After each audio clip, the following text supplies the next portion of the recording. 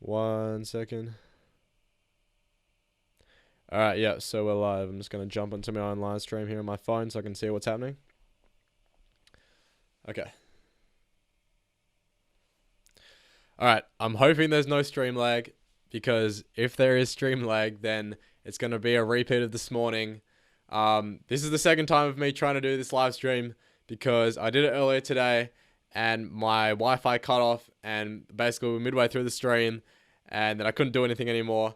And then I had to go to my videography job. So yeah, that's basically just why I've been delayed and why I couldn't restart it straight away. But with that aside, anyway, what's up everybody? Welcome to Game Map Episode 1. I'm your host, Oscar Chow, and this is the destination for news in sports and culture, presented by ChestofCards. Now, you guys better tell me if this mic's too loud, because it was pretty loud when I just listened to it on playback, so if it is too loud, drop a comment and I'll turn it down, okay? Alright, sweet. So, in today's episode, as you can see by the title, if you're watching on Facebook or YouTube or Twitch, hopefully the titles are up. Actually, maybe I should check that real quick. Does Twitch have the title up? Oh no, it doesn't. It has the generic one. Alright, I'm just fixing that real quick and then we'll be good to go. Alright, that's updating. Alright, we're live on YouTube, and I think that we're live on Facebook. Maybe if I press go live, that'll work. Maybe it will. Alright, so we're just going to roll with it. We're just going to roll with it. Okay, so on today's episode, we're covering not Giannis. I pronounce it so wrong. I don't know, does anyone else pronounce it like that? That's what my brain wants to pronounce it like, but we're covering Giannis Antetokounmpo. PSA selling for $700 million. That's crazy. And then Nat Turner, who has now become the majority owner of PSA. And if you guys don't know what PSA is, then check out this bad boy right here. Kevin Durant. Topps 2007 rookie card. Number 2. PSA Gem Mint 10. So basically, PSA, they certify, they authenticate the cards. And then people like you and me in the hobby, we can add them to our collection and be proud to own a Gem Mint 10. So yeah. Alright, other than that, we'll be doing a little bit of coverage on ChestofCards, the business, a little bit of the brand, and then answering any of the questions you guys have. There are a few questions on the stream this morning that I'll try to remember. Otherwise, you guys just fire away. Sweet. So, Giannis. So it was breaking news this morning that Giannis Antetokounmpo wants LeBron James and Anthony Davis as teammates. And he also hinted at Kevin Durant. So this was said in a Cosmo TV broadcasting, which is a telecommunications company in Greece. Basically, and I quote, this is from a Twitter post. Obviously, it needed translating, so there's no at this stage I don't think there's a video out. There might be not. Don't quote me on it. But yeah, do quote me on this. This is what came from Giannis himself. If LeBron, KD, or AD want me to join, or if LeBron, KD, or AD want to join me in Milwaukee, I'll be happy. I don't care about being number 1 or number 2 or number 3. This is interesting, guys. Especially the last part where he says he doesn't care about being number 3. Because which team already has 2 superstars on it? That's right. The Los Angeles Lakers and also the Brooklyn Nets. So the Lakers obviously have LeBron and Davis. And this may just be indicating that Giannis would not mind being recruited as the 3rd option on the team. And then as well with the Nets, you know, you have Kyrie, you have KD, and he would be the 3rd option there. Well, obviously, maybe he'd be the 1st option there. Yeah, but anyway, he goes on to say, Kobe told me to sacrifice if I wanted to win and be great. LeBron is best in the world. MVP is another story. I can tell that he's the best and my idol. He's 17 years in the league. So, this is crazy, guys. This would be the biggest free agency move in a long time. And he would be the most sought after free agent in a long time. Obviously, we're talking about the 2021 free agency in a year from now. So, right now, Giannis, he still has 1 more year on his contract. I can't remember. I don't think there's a player option or anything like that. He is in Milwaukee this year. But yeah, Milwaukee, obviously they want to keep him. And they have been trying to sign him to a Supermax. So they want him to sign a 4 or 5 year Supermax contract. and they have tried to their best of their abilities to make that happen. But whether or not they have succeeded or not, we will find out very shortly. Because I think free agency ends on the 22nd of December, and if we don't see a contract signed before then obviously he's going to become a free agent next season. Which would be bad for the Bucks because they basically just gave up, I think, draft picks for Drew Holiday from the New Orleans Pelicans. And then also they tried to get Bogdan Bogdanovic in, and they couldn't make it happen. And now they're being investigated by the league for tampering. So that's just a complete U-turn for them. Pretty unfortunate if you're a Bucks fan. So yeah, if you're a Bucks... Oh, okay, hang on. Just hold on. We got Harvey Chilcott, my guy, has joined the chat. So shout out Harvey if you're listening. What's up? I don't know how bad the lag is, so maybe Harvey can drop a comment and tell me if you can hear me all right. But anyway, I'm getting sidetracked. So yeah, back to the Bucks. They tried to go for Bogdan Bogdanovic. It didn't happen, which is not good for their front office because now it shows that even if they are committed to winning a championship and putting the players around Giannis to be able to win a championship, they can't get it done. And Giannis knows that. So he's obviously watching this very closely. He knows that they have gone out. They have sought after the players that he's requested to play with. And Bogdanovic was his most sought after free agent to become a Milwaukee Bucks player. And now that it hasn't happened, all that I can be thinking is that Giannis is looking for a way out because he doesn't have the supporting pieces. So anyway, we'll have about 2 weeks and then we will see what Giannis's verdict is. But to me, it looks like he's going to become a free agent next season. So yeah. So next topic, we're moving on to PSA. Yesterday, PSA, the grading company for sports cards, largest company in the world at the moment, was acquired for $700 million by none other than the businessman Nat Turner, entrepreneur himself, Nat Turner. You can find him at Nat Turner's Cards. That's NATSTURNER_cards on Instagram. Go check out his page. He's a collector himself, so he's in the hobby, which is actually great news. And then also as part of his group, an investor group, who also includes Stephen Cohen, who is now the new majority owner of the Brooklyn Nets. So yeah, super interesting move. I think that there's a lot of positives for the hobby, which we'll get into. And then also there's some cons, which people are pointing out, people that are shareholders of Collectors Universe, which is, I believe, the holding company of PSA, or the, I guess, mother company of PSA. And they were publicly traded, but now they've been bought out and they're private. So if you own stock in that company, that stock was paid out, and you can no longer buy stock in that company because it is off the market. So we're just going to jump into a quote here from Nat after the acquisition. So a bit of a media release quote here. So he says, "Collecting sports cards and connecting with like-minded hobbyists has been a lifelong passion. I have tremendous respect for the high-quality services Collectors Universe provides and the leadership position its talented team led by Joe Orlando has built. We are committed to bringing the resources and expertise necessary to expand the company's operational capacity and technological capabilities while enhancing the accuracy and consistency for which Collectors Universe is known." Oh, okay. It looks like the stream might be down again. We're lagging. I don't know how long I've been talking before that happened. Alright, I'm just going to check the internet here for a second. We might have a repeat of this morning, unfortunately. Okay, this isn't good, guys. This is not good. The stream is down. Okay, I'm going to reset my internet. Or try to reset it. And I'll be right back. So, if you're on the stream, don't leave because I'll be back. Okay, if you can hear me, drop a comment. If you can't, I'll try and fix it. Alright, be right back.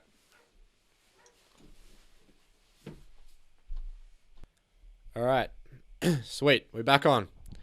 Jeez, this is funny. Alright. And with the third attempt of today. This time, I'm not starting from the start. I'm going to edit together the first half and the second half, provided the internet stays on. What's up, guys that are joining right now? Good to see people on. Okay, cool. Looks like we're back. Alright, If I could get some thumbs up in the chat just to let me know the audio is working, that'd be awesome. So yeah, send an emoji in the chat if you can hear me right. And with that, I think we're just going to get started again. So in the first part, we covered off a lot about Giannis Antetokounmpo, what his off-season moves will look like next year, and a few of the rumors based on the media day release he gave today, basically saying that he wants to play LeBron and AD. So anyway, we're going to move on to the second topic. Everything looks good on my stream. There's probably a bit of lag, but it is what it is. So yeah. All right, let's go. So PSA was sold for $700 million yesterday. Can you believe that? $700 million. So it was previously publicly held by a company called Collectors Universe, and then it's now private, and that's because Nat Turner at Nat's Turner Cards on Instagram. That's at NATSTURNER _cards on Instagram, and his investor group has bought out the entire company for $700 million, which is absolutely huge for the hobby. It is the single biggest thing to happen in sports cards history in terms of just a monetary transaction. And if you follow any sport in general, it's huge. And I'll get into the pros and the cons. There's both sides of the argument. But yeah, what's up everybody joining? Good to see people from Twitch here. We got a lot of people on TikTok. What's up guys? All right. So who is Nat Turner? Basically, Nat Turner is a businessman. He's an entrepreneur, and he's actually involved in the sports card community. He's part of the hobby. He collects himself. If you go to the Instagram page that I just shouted out, he has a crazy collection, which is so cool to see that somebody is coming into the community who understands it. They have been a consumer. They know our issues. They know exactly what we want, where the hobby needs to go. And I think it's just going to be great. But there is two sides to the coin, and you'll see later on as we get into that. But for now, we'll start off with a media statement that he gave. So he said, collecting sports cards and connecting with like-minded hobbyists has been a lifelong passion. I have tremendous respect for the high-quality services Collectors Universe provides and the leadership position its talented team, led by Joe Orlando, has built. We are committed to bringing the resources and expertise necessary to expand the company's operational capability and technological capabilities, while enhancing the accuracy and consistency for which Collectors Universe is known. So we'll break down this statement a little bit, but for now, let's go straight into the pros. So, as I said before, Nat Turner is in the hobby. He's part of the community, and he knows the ins and outs. And this will be absolutely tremendous for the leadership at PSA.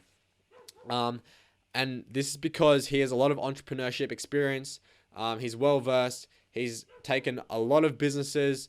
He's grown them, some from nothing to something, others that have already had a presence, and he's continued to grow them. So he has a good track record. Now, the second part, which I touched on before, is that he understands us as the customer, you and me. So we hope that this means PSA is going to become more consumer-centric. So as you know, if you were to put a submission in for, say, 100 cards, and even if you had the 2-week turnaround time, at the moment with PSA, it's going to take at least 3 months. And that's just because of the demand in the hobby, how it's increasing. And we've just got a bit of lag on the live stream here. So hopefully it doesn't drop out again. Come on, let's go. All right, I think we're good. All right, it's caught up. Okay, good to go. Yeah, so if you put in a submission, it could take anywhere from 3 to 6 months plus, and there have been horror stories. So that's the first thing that we hope PSA is going to fix. Now, the next thing which he pointed out in his press release statement is that he wants to expand the company's operational capacity and technological capabilities, while enhancing the accuracy and consistency for which the company is known. So what does this mean, guys? It means we're taking a step towards digital grading, because digital grading is the only way to solve all of these issues that we've been experiencing with backups and time delays and everything else. Because once you introduce automatic grading with AI technology, it's just going to make the whole process smoother. You don't have, because at the moment they grade everything by hand, so every card that's graded is in front of a person. So just imagine how much faster it would be if it was in front of a robot or a computer. And it would be so much more consistent as well, because obviously there's a lot of controversy between what is a PSA 9, a PSA 10, a BGS 9, a BGS 9.5, a BGS Perfect 10. It's just all over the place at the moment. And actually today I saw on Slab Stock's Instagram that there was another company who were putting stickers on top of PSA cases to give them an even higher gem rating, which is absolutely ridiculous. Should not be happening in my opinion. But yeah, so anyway, we kind of nerded out a little bit there on the sports card side. But just to bring it back out, so there are also cons to this acquisition and this public to private entity. And that's because shareholders in Collector's Universe are not happy. They bought their shares for about, if you bought shares back in March, they would have been about $14 US. And as at today or yesterday, when the companies made the transition, the price which each share was valued at, the valuation was $75.25 USD. Now, shareholders are not happy because they see that the stock, or they believe that the stock could go so much higher in value. And they believe that if the company stayed public, then there's a lot more opportunity and potential for their investment to rise and gain in value. And honestly, like, I can see where they're coming from. It is a huge, if you have shares in the company, it is a huge lost opportunity, because I think that PSA, obviously being the largest grading company before BGS and SGC, they have the strong footprint and the capability to become the prominent leader and continue to increase demand into the future. So I can see why shareholders would not be happy. And also there's going to be less transparency because they don't have a board of directors. So that just comes under business control. Yeah, so that's pretty narrow. I know I want to keep this live stream kind of broad because I want to keep it interesting to as many people as possible. But yeah, it's a super, super interesting thing, and one of the biggest things for sure that's happened in the hobby this year, aside of course from card prices just going absolutely crazy. Yeah, so before I move on, I'm just going to jump over to the chat real quick because I've got a few comments coming in. So let's have a bit of a read here. If there's any questions, I'll leave them to the end, because after I explain a bit about the business now, I would do a Q&A at the end, depending on who's on. So Deadly Fool AHD says they should expand it to Australia, and I think it's absolutely spot on from what he said there, because at the moment, if you're in Australia, and I have personal experience with this because I'm about to send off a bulk submission to PSA, or actually I'm thinking about BGS now, depending on wait times. But yeah, basically you have to send it to the United States, and then from the United States it has to come all the way back here. So I'm guessing that adds on at least another month in terms of shipping times, which is not good for people who want to buy a card, grade it, and flip it straight away. Or even if you're collecting long term, it's just not fun to wait that time, because, you know, cards are so much better when they're in your hand, and they're good to look at, good to show people, and they're a collector's item. So yeah, thank you for that comment, man. All right, let's see who else is on here. Dang, we've got quite a few people. All right, so shout out to everybody who's watching. Okay, we're gonna get into the next topic. So that's the news for today, guys. I want to try and do this every morning, Monday to Friday. I'm aiming for 10 a.m. Australian Eastern Daylight Time. I might not always be on at that time exactly, depending on things happening in my life, and also whether or not I can get the stream going. It's going all right now. I have no idea if it's lagging or not. I have to watch it back later. But from what I can see on my TikTok live stream from my phone, which is on a different account, it looks okay. So we'll have to see how it goes. This is the first try. But yeah, from what you guys are saying, it's okay. So we'll roll with it. So, Chest of Cards, bit of background. People want to know why I started the business. They kind of, I guess people don't really understand what the business is yet, which is interesting. So, I'll get into my background about why I started first of all, and then we'll go from there. So, as a child, I was a super fan of Pokemon. Alright, so I collected the trading card game, I played in tournaments, I ripped booster packs, I was always at my community game store, hanging out, buying packs on a Saturday, all of that. And that basically all started when I was 5 years old. For my birthday, I received a Game Boy Advance, and it had Pokemon Emerald in it. And I remember playing that game 4 hours on end. I racked up, I think, from memory, it was plus 500 hours just on Emerald. And I had every single game after that. As you can imagine, I was hooked.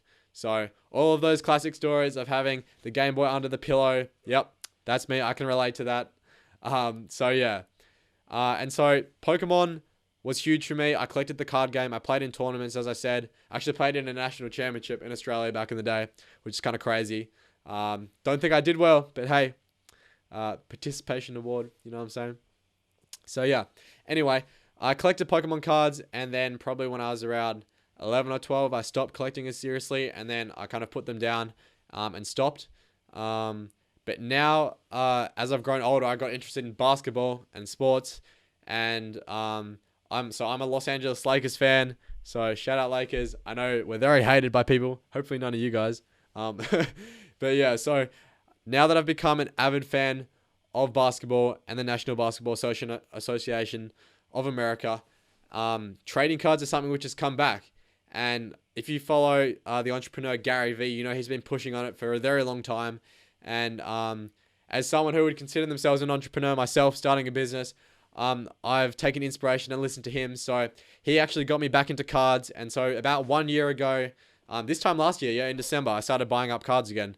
So some of my first purchases were Lebron 221, Lucas, Shaquille O'Neal's, a bunch of great investments to make back then, which is pretty awesome. So shout out Gary Vee.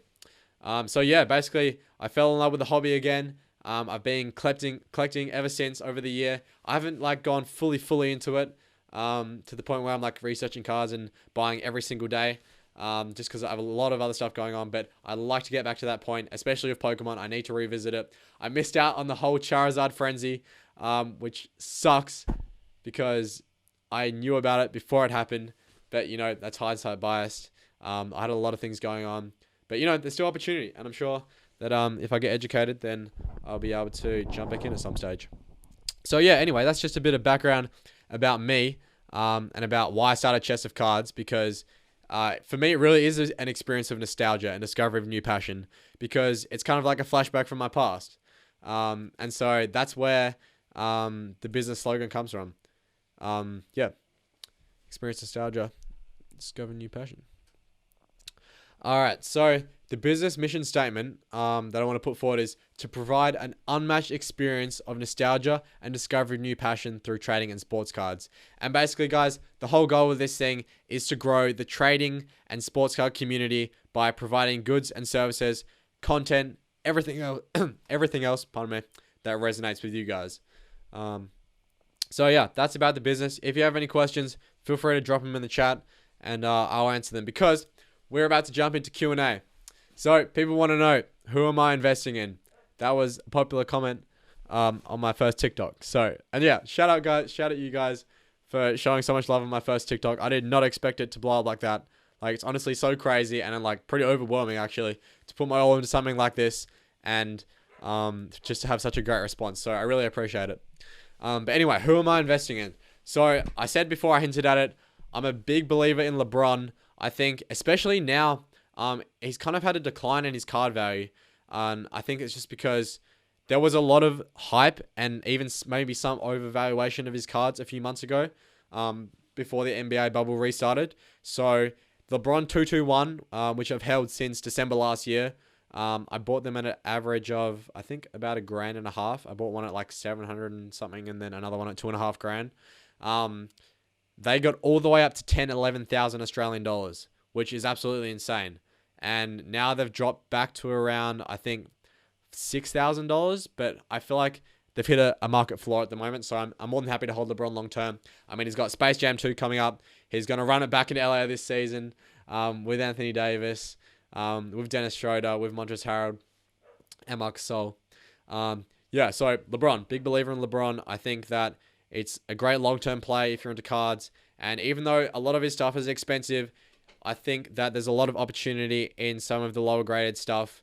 Not necessarily his rookie cards, but, inserts, Kaboom, House of Cards was huge this year. So yeah, lots of opportunity if you want to look for it. Next up, Kevin Durant is my next pick for investments right now. Maybe not the best time as the season hype is building, because his cards have started to climb back in value. So this specific card here, actually, the 2007 Topps rookie card number 2, I purchased for, I don't want to say how much I bought it for, but I think it's a great investment. The time that I purchased it at was not the best time immediately to buy it. So it did drop off a bit. Since then, I bought it mid NBA bubble, which was not the greatest move in hindsight. But hey, we live, we learn. That's what the hobby's about. But yeah, if you look at the trend line of what cards are doing, especially in his niche, with him being now in Brooklyn, he's going to be in the spotlight, potentially strongest team in the East. I know the Miami Heat are coming in hot, but with Kevin Durant coming back from his injury, and we'll have to see how he goes, they could definitely have a chance at NBA Finals next year. That's my hot tip. So Kevin Durant, lots of opportunity there. I think buying his cards raw and getting them graded is awesome because you can actually purchase these cards. They come from like a pack and they're normally like pretty good condition and sealed. So I've had a few sent in from ComC, and we're gonna get those sent off and graded. And then other than him, I think Luka, Trae Young, any of those hot young guys, Donovan Mitchell, Jamal Murray. I feel like there's opportunity there. I haven't done enough research to know the exact cards to tell you guys. Maybe I'll do that in a future episode. But yeah, those guys are people you should be paying attention to. And then also, if we're talking about vintage, Chris Bosh, if he makes NBA Hall of Fame, I know they haven't even announced the 2020 Hall of Fame, but when the 2021 Hall of Fame is announced, there's a strong likelihood that Chris Bosh will go straight into the Hall of Fame after his 3 years. So that's my hot take. I do believe that is a strong pickup, and I will be buying more Chris Bosh very soon in bulk, because if you look at what happened to Kevin Garnett, Kobe Bryant, Tim Duncan's cards, and even though it's been pushed back, the cards have continued to climb in value, and I feel like people have not started to look ahead yet to the next Hall of Fame. So that's a great opportunity for you guys. All right, I'm going to move on to the next question. Will we be doing Pokemon, Yu-Gi-Oh, hockey, footy cards, etc.? And the answer to that is yes, but in moderation. So I myself am most knowledgeable in basketball, so that's what I'm going to base most of my content around. Obviously, I do want to expand out to Pokemon and Yu-Gi-Oh, hockey, and even footy cards, but I'm going to apply the 80-20 rule, where it's going to be 80% basketball and then 20% everything else. And I think, yeah, this live stream, this talk show is a great opportunity to explore some of those other areas. And based on what you guys are feeling, I'll be more than happy to explore different areas. But yeah, those ones, especially Pokemon, I'm very interested in, obviously, with my background in Pokemon cards. So I will want to be getting into that. And then why am I doing this when other breaks exist? Especially like in Australia, people keep telling me like there's other break companies, there's other companies that are repacking cards and selling them. Why are you doing it? And the reason I'm doing it is because I'm passionate about sports and trading cards, and I've been interested in business, and I think there's such a huge opportunity in the market right now. I don't think that there's enough competition, and even if there is competition, it's not about tearing other people's businesses down. It's not about building a tower and tearing the towers down next to you. It's about building your own tower, as Gary Vee would say. So that's what I'm doing. I'm building my own tower right now. I've put my all into this, guys. Hell, you can see we've got some thank you cards that came in the mail today. You guys get a sneak peek of those before I post a TikTok on that later. But yeah, everything's going well. So that is exactly why I'm doing it, because I love it. There's no much other reason. So yeah, I cannot wait for you guys to see the full package of Chest of Cards. It's going to be awesome. You guys don't even know the half of it. If you think that I'm just selling these cards or I'm repacking these cards, that's not what it's about. It's bigger than that. So you guys have to stay tuned. Look forward to that, because it's going to be absolutely awesome. I am waiting for the boxes to come in, our treasure chests to come in that have been custom designed by myself. So hopefully they should be in the next week. And you guys will see the business. We'll continue to expand. We'll continue to grow. And that'll be that. So I think that's going to do me for today's live stream, guys. We broke down all of that news to do with Giannis Antetokounmpo, the PSA selling for $700 million, Nat Turner, bit about the business, Chest of Cards, and some Q&A. So I'm pretty sure that my live stream has just dropped out, so it might be the perfect time to end it. So if that's the case, I will catch you guys later on if you're still listening. Maybe you are, maybe you aren't. It's all good. We will grow together. So yeah, thanks for tuning in to Game Map, everybody. This has been episode 1. I've been your host, Oscar Chow, and we'll catch you guys in the next one. Peace out.